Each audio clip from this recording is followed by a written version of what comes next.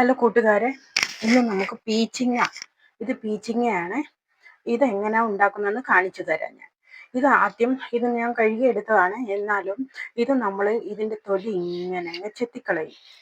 തൊലി ഇങ്ങനെ അങ്ങ് ചെത്തിക്കളഞ്ഞിട്ട് ഇതേണ്ട ഓൾറെഡി ഞാൻ ചെത്തിക്കളഞ്ഞ് മുറിച്ച് വെച്ചത് ഇവിടെ ഉണ്ട്. ഇത് ഒരു 3 എണ്ണമാണ്. 3 എണ്ണം. ഇത് 2 എണ്ണമാണ് ഞാൻ മുറിച്ച് വെച്ചിരിക്കുന്നത്. ഒരെണ്ണം ഞാനിവിടെ ചെത്തി കാണിക്കാൻ വേണ്ടിയിട്ട് ഞാനിങ്ങനെ എടുത്ത് മാറ്റി വെച്ചിരുന്നേ. അപ്പോൾ ഇത് നമ്മൾ കയ്യിൽ എന്തെങ്കിലും ഒരു കയ്യുറ എന്തെങ്കിലും, അല്ലെങ്കിൽ നമ്മൾ ചോപ്പിംഗ് ബോർഡിൽ കട്ട് ചെയ്താൽ മതി. ഇതിങ്ങനെ നടുവെ ഒന്ന് ഞാൻ ഇങ്ങനെ ഒന്ന് മുറിച്ചിട്ട് ഇങ്ങനെ ഒന്ന് കട്ട് ചെയ്തു. ഇങ്ങനെ പിന്നെ നടുവെ ഒന്നുകൂടെ ഒന്ന് മുറിച്ചിട്ട് ഇങ്ങനെ ചെറുതായിട്ട് ഇങ്ങനെ എടുക്കണം. എല്ലാം ഇന്ന് മുറിച്ചെടുത്തിട്ട് കാണിച്ചു തരാം. ഇതിൻ്റെ സൈഡ് അപ്പുറം ഇപ്പുറം നമ്മളങ്ങ് മുറിച്ച് കളയണം. ഇത് കണ്ടോ ഇങ്ങനെ. അത് കഴിഞ്ഞ് നടുവെ ഇങ്ങനെ മുറിച്ചിട്ടാണ് മുറിക്കുന്നത്.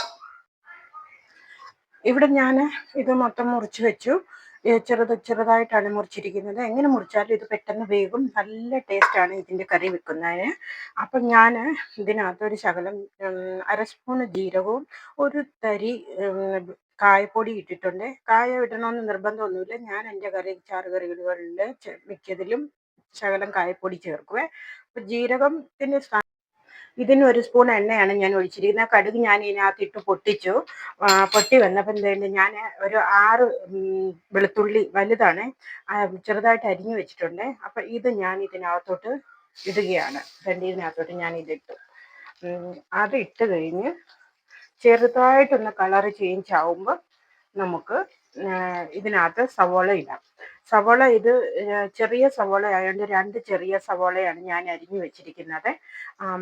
അതല്ലാതെ 2 തക്കാളിക്ക ഞാൻ ഒരു വലുതും ഒരു ചെറുതും അരച്ചിവിടെ വെച്ചിട്ടുണ്ട്. ഇത് ഒത്തിരി അരഞ്ഞിട്ടില്ല, കുറച്ചായിട്ട്. പിന്നെ കശ്മീരി ചില്ലി പൗഡർ ഇത് 1 സ്പൂൺ ഇടും.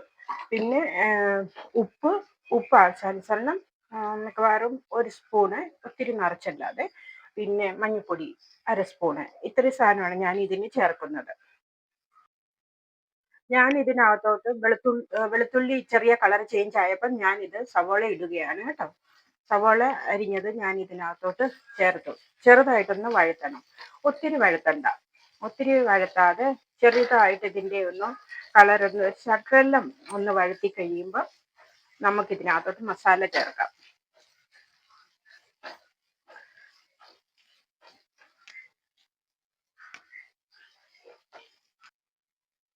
ഇതിനകത്തോട്ട് ഞാൻ 1 സ്പൂണ്, ഒത്തിരി നിറച്ചിടണ്ട, 1 സ്പൂണ് ഉപ്പും കൂടെ ചേർക്കുകയാണ്. ഉപ്പ് ആവശ്യാനുസരണം കൂടി പോകില്ലല്ലോ, പിന്നെ വേണമെങ്കിൽ നോക്കിയാൽ മതി. എനിക്ക് ഇത് പാകമാകും, ഞാൻ കണക്കിനാണ് ഇട്ടിരിക്കുന്നത്. പിന്നെ മഞ്ഞൾപ്പൊടിയും കൂടെ ഞാൻ കൂട്ടത്തിൽ ചേർക്കുകയാണ്.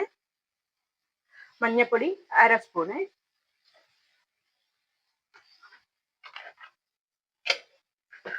ഇനി ഇത് നമുക്കൊന്ന് വഴറ്റിയെടുക്കാം.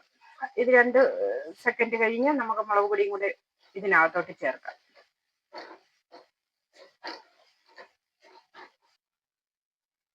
മുളക് പൊടി 1 സ്പൂണ് ഞാൻ ഇതിനകത്തോട്ട് ചേർക്കുകയാണ്.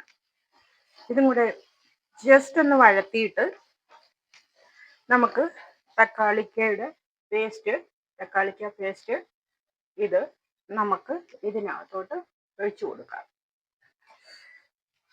ഇതും കൂടെ ഒഴിച്ചിട്ട് നല്ലപോലെ ഒന്ന് വഴറ്റി എടുക്കണം. ഇതിവിടെ വഴന്ന് വന്നിട്ടുണ്ട്. ചെറുതായിട്ട് എണ്ണ പൊങ്ങാൻ തുടങ്ങി. അപ്പം ഞാൻ ഇതിനകത്ത് തക്കാളിക്ക് അരച്ച അതിനകത്ത് ഒരു ശകലം ഇത്രയും വെള്ളം ഒഴിച്ച് ഞാൻ വെച്ചിട്ടുണ്ടായിരുന്നു. അതൊന്ന് കുലുക്കി അതും കൂടെ ഇതിനകത്തോട്ട് ചേർത്തു. വെള്ളം ഇനി വേറെ വെള്ളം ചേർക്കത്തില്ല. ഇതിങ്ങനെ ഇത്രയും വെള്ളമേ ചേർക്കത്തുള്ളൂ. അപ്പം നമ്മൾ മുറിക്കുന്നതിന് മുന്നേ കഴുകി അരിഞ്ഞതാണല്ലോ. ഇനി ഞാനിത് കഴുകുന്നില്ല. ഇനി ഇത് വെള്ളത്തിൽ നിന്ന് എടുക്കാൻ ബുദ്ധിമുട്ടാണ്. അപ്പം അതുകൊണ്ട് ഞാൻ ഇതൊന്ന് തിളച്ച് വന്ന ഉടനെ ഞാൻ ഇതിനകത്തോട്ട് ഇട്ട് കൊടുക്കും. ആദ്യം നമ്മളൊന്ന് മസാലയൊന്ന് നല്ലപോലെ ഒന്ന് ഇതാക്കിയതാണല്ലോ. അത് കഴിഞ്ഞല്ലേ വെള്ളം ഒഴിച്ചത്. വെള്ളം ഒഴിച്ച് കഴിഞ്ഞ് വെള്ളം ഒന്ന് തിളച്ച് വന്നാൽ മതി. ചാറ് കൂടുതൽ വേണമെങ്കിൽ വെള്ളം കുറച്ചുകൂടി ഒഴിക്കണം. ഒന്ന് ഒരു തിക്ക് ഗ്രേവിയാണ് ഏറ്റവും നല്ലത്. ഇതിവിടെ തിളച്ച് വരുന്നുണ്ട് നല്ലതുപോലെ. അപ്പം ഞാൻ ഈ പീച്ചിങ്ങ അരിഞ്ഞു വെച്ചത് ഞാൻ ഇതിനകത്തോട്ട് ഇടുകയാണ്. ഇതൊന്ന് ഇളക്കി കൊടുക്കാം നമുക്ക്.